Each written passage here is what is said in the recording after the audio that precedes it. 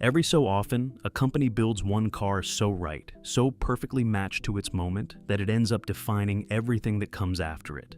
And every so often, that turns out to be a curse. In 1964, a small group of engineers at Pontiac built a car they were never supposed to build.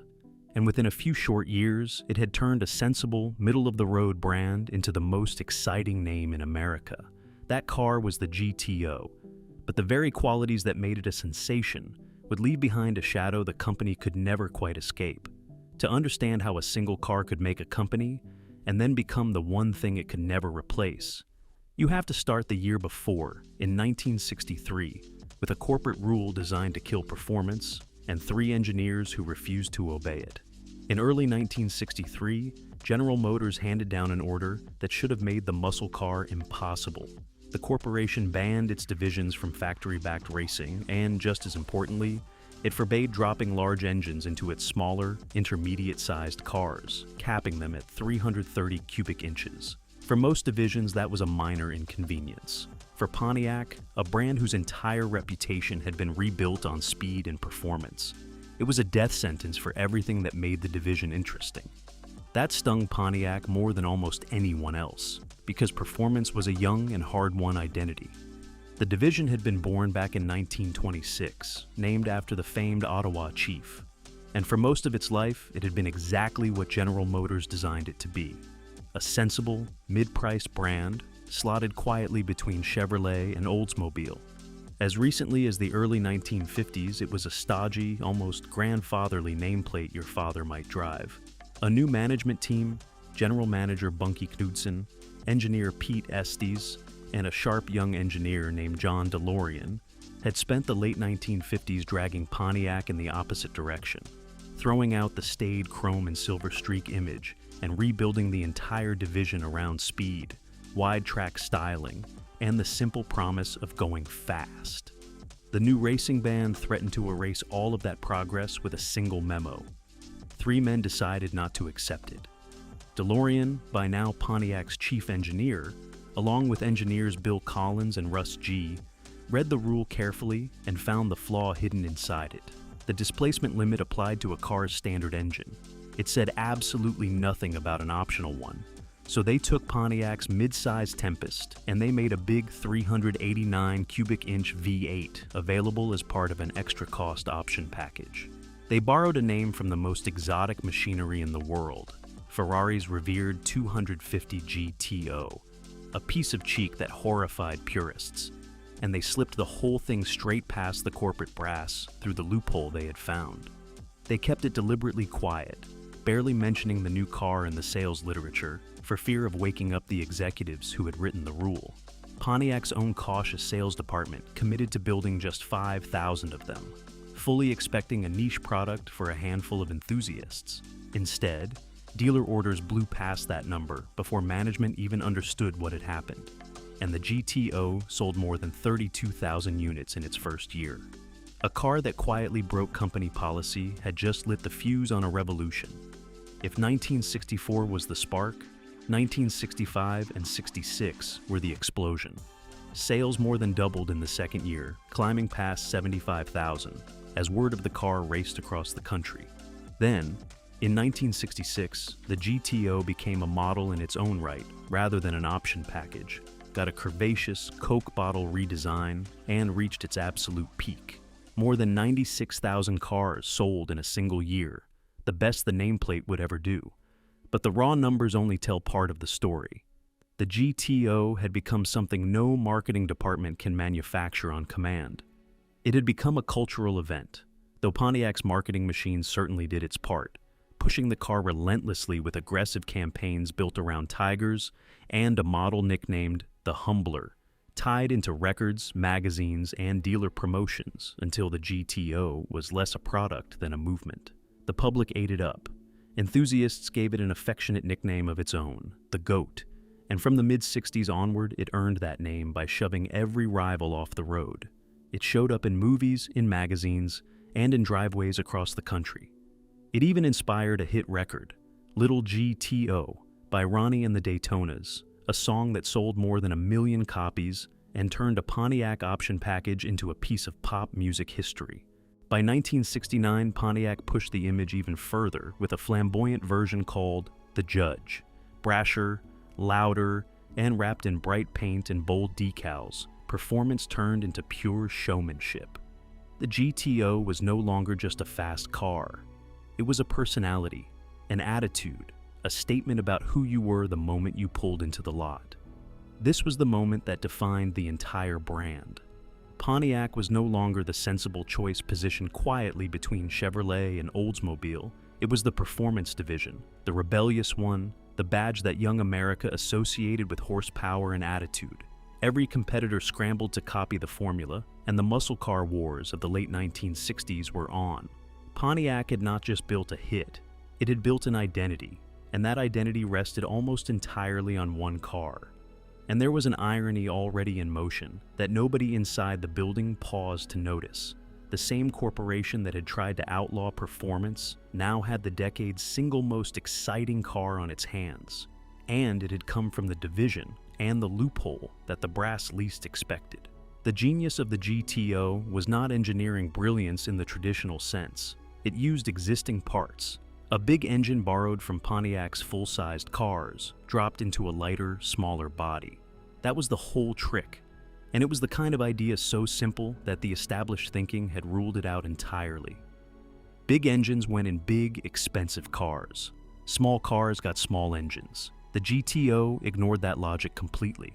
What it delivered was a very specific and very intoxicating combination. Serious straight-line speed, aggressive looks, and a price a young person could actually reach. It was fast, it was affordable, and it was everywhere. The trifecta that turns a car into a phenomenon. Older buyers, younger buyers, working men with a little money to spend, all of them wanted one. The GTO made performance democratic. For the price of a sensible family coupe, a young man could now buy genuine, neck-snapping speed, and that single fact rearranged what an entire generation expected from a car. It captured a moment in American life when cheap gas, rising wages, and a generation hungry for freedom all collided at once. Within a couple of years, nearly every American manufacturer had rushed out its own version, and the horsepower wars that Pontiac had triggered were in full swing across Detroit. Pontiac had not just built a popular car, it had written a template the entire industry scrambled to copy. That is the part that would prove impossible to repeat. The GTO did not succeed because of any single piece of technology that Pontiac could simply build again. It succeeded because the car and the country happened to want exactly the same thing at exactly the same time. It was lightning in a bottle. And lightning, by its nature, does not strike the same place twice. The conditions that made it possible were already, quietly, beginning to disappear. The ground shifts. For a few years, nothing could touch it. Through the end of the 1960s, GTO sales stayed strong and Pontiac rode high, with the brand as a whole reaching nearly 1 million cars sold a year by 1968. And then, almost overnight, the ground gave way beneath the entire muscle car idea. The threats arrived from 3 directions at once. Insurance companies, alarmed at what young men were doing in these cars, drove premiums on big engine machines to brutal, often unaffordable levels. The federal government began tightening emissions regulations, forcing engineers to choke and detune the very engines that had made these cars special. And then the oil shocks of the early 70s made big, thirsty V8s feel less like freedom and more like a liability. Caught directly in the middle of all 3, the GTO collapsed. Sales that had once topped 90,000 cratered to barely 10,000 by 1971. Even the way performance was measured turned against it. For 1971, tightening emissions rules forced Pontiac to drop engine compression across the board, and the industry switched from optimistic gross horsepower figures to lower, more honest net numbers, which made the cars look weaker on paper, even where real-world performance had not fallen as far. The flagship version, the Judge, quietly bowed out that same year after a tiny final production run. The decline that followed was painful to watch. In 1972, the GTO lost its status as its own model and was demoted back to an option package on the Le Mans, selling fewer than 6,000 cars. By 1973, the famous name was moving fewer than 5,000. And in 1974, in its final, most humiliating chapter, The GTO badge was bolted onto the Ventura, a compact economy car that was essentially a rebadged Chevrolet Nova, fitted with a modest 350 cubic inch V8. After that year, Pontiac quietly discontinued the name altogether. The car that had started the muscle car era did not go out in a blaze of glory. It faded out as a sticker package on an economy car, and the brand it had built was left to figure out what came next. Pontiac was not finished as a performance brand the moment the GTO died. Not quite. It still had the Firebird, and in particular the Trans Am, which became a genuine cultural icon in its own right. When a black and gold Trans Am roared across movie screens in 1977, helping Burt Reynolds outrun the law in one of the decade's biggest box office hits, it gave Pontiac one more brush with the kind of magic the GTO had once owned. Suddenly, every kid in America wanted a screaming chicken Trans Am, and for a while it carried the flame. But carrying the flame is not the same as relighting it. The Trans Am was a great car and a beloved one, yet it never reshaped the industry or defined a generation the way the GTO had. It was a worthy heir, not a second coming. And underneath the bright spots, the broader brand was beginning a long, slow drift. The malaise era of detuned engines and tightening regulations was unkind to everyone, but it was especially cruel to a company whose entire personality had been built on the promise of horsepower.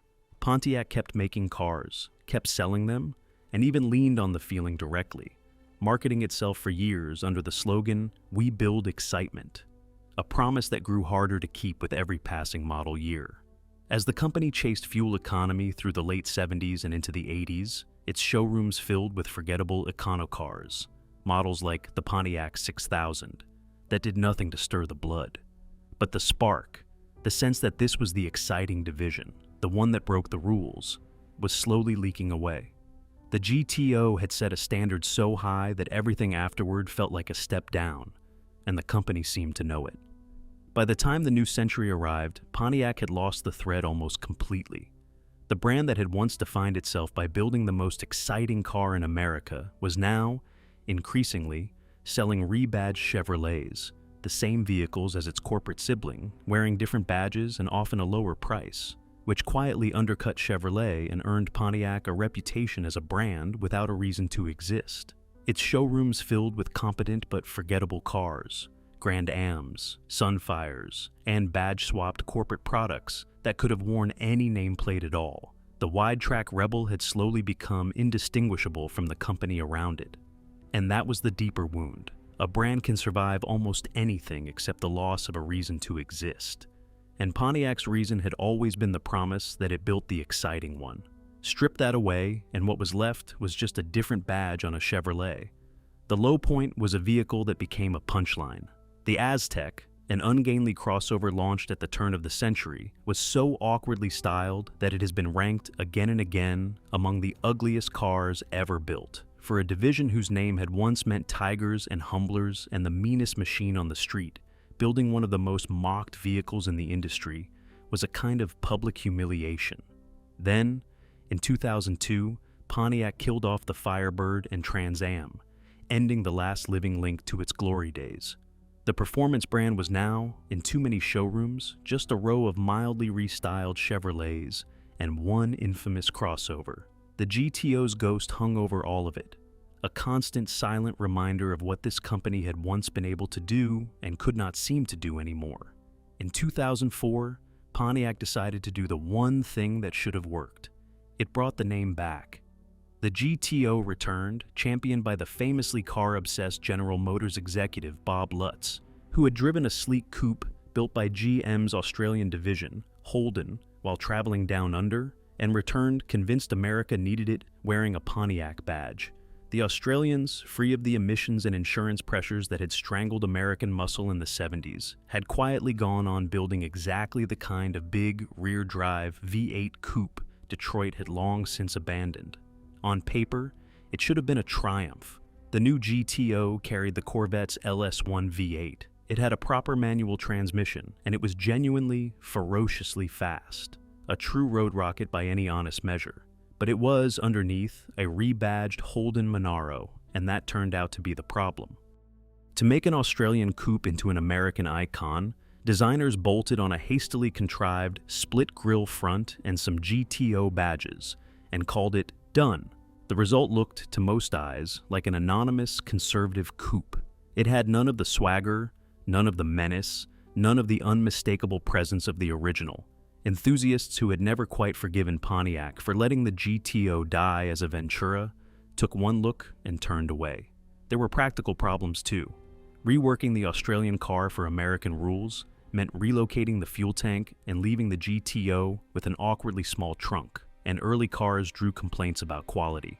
For 2005, Pontiac tried to inject some attitude with a scooped hood and twin exhaust outlets, but it was cosmetic surgery on a car whose real problem was that it simply did not look like a GTO. It was criticized for bland styling, it left buyers cold, and after just 3 model years, the revival was switched off, with the final example built in the middle of 2006.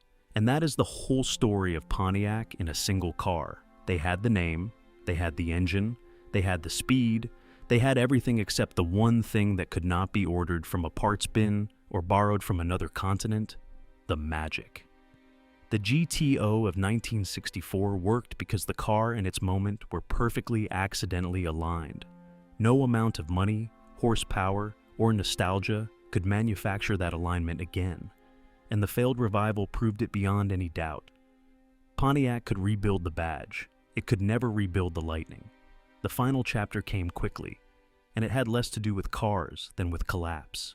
When the financial crisis of 2008 pushed General Motors to the edge of failure and into a government-assisted bankruptcy, the company was forced to slash itself down to a survivable core. The federal task force overseeing the rescue made the calculation that everyone in Detroit had quietly understood for years. Hardly anyone was buying Pontiacs anymore, not even the people who claimed to love the brand. For years, GM's own chief executive, Rick Wagner, had insisted on keeping all of the company's divisions alive, haunted by the painful memory of shutting down Oldsmobile earlier in the decade. But once Wagner was forced out and brand consolidation became a condition of the government's money, Pontiac's fate was sealed. On the 27th of April, 2009, General Motors announced it would shut Pontiac down. The company would keep just 4 core brands in North America: Chevrolet, Cadillac, Buick, and GMC. And the division that had once been the beating heart of American performance was marked for death. The bitter part was that Pontiac had finally begun building interesting cars again, right at the very end. There was the Solstice, a pretty little roadster, and the G8, a genuinely excellent rear-drive performance sedan, which was, fittingly, yet another import from Australia. For a brief moment, it looked as though the brand might rediscover the nerve it had lost, but it had run out of both time and money, and the cars arrived years too late to matter. The dealer agreements expired on the 31st of October, 2010, and with that, after 84 years, Pontiac was gone. The very last car to wear the Arrowhead badge was not a roaring muscle machine. It was a quiet, sensible G6 sedan, the final example of the tens of millions of cars the brand had built across its lifetime. And here is the final irony, the one that makes the whole story land. The brand died, but the car that built it did not. A clean, original GTO from the mid-1960s is now a celebrated collector's piece, prized and pursued and rising in value decades after the company that created it ceased to exist. The GTO outlived Pontiac itself. The one car the brand could never replace turned out to be the one part of it that refused to die. The story of Pontiac is, in the end, the story of a single car and a kind of greatness that could only happen once. The GTO was not the product of some secret formula the company could return to whenever it needed a hit. It was an accident of perfect timing, the right car, with the right attitude, at the exact moment America was hungry for it. That is what made it magic, and that is exactly why it could never be repeated. Pontiac spent the rest of its life chasing that ghost. It tried with the Trans Am, it tried by bringing the name back from Australia, it tried until the very end, and it never came close. A company can catch lightning once and spend the next 4 decades reaching for it in vain, never quite admitting that the conditions that created it are gone for good. The GTO made Pontiac, defined Pontiac, and quietly haunted every car that came after it. And in the cruelest twist of all, it is still here, still loved, long after the brand it built has faded into memory. Now, click on this next video to see the story of the only other Pontiac that ever came close, the muscle car that became a movie star. The Pontiac Firebird Trans Am,